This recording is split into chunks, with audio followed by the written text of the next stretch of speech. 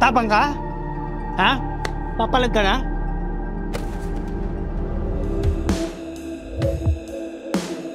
Andiyan po ba si Josefa, yung sa apartment for rent? Oo, ako si Josefa. Kayo ba yung kausap ko online?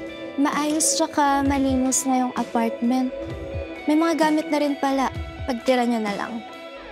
Parang ang daming lalaking labas-pasok dito sa unit na to.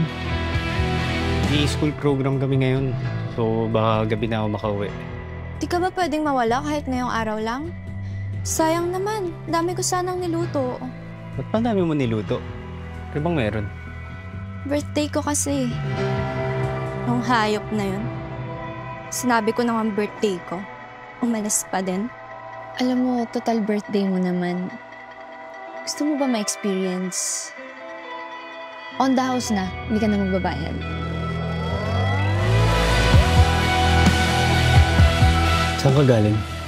Siguraduhin mo hindi ka nagsisinungaling na.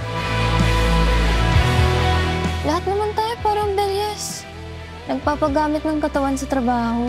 Nagpapaangkin ng ilang oras para sa kakarampot na kita. Hindi nire-respeto para lang magkalaman ng tiyan.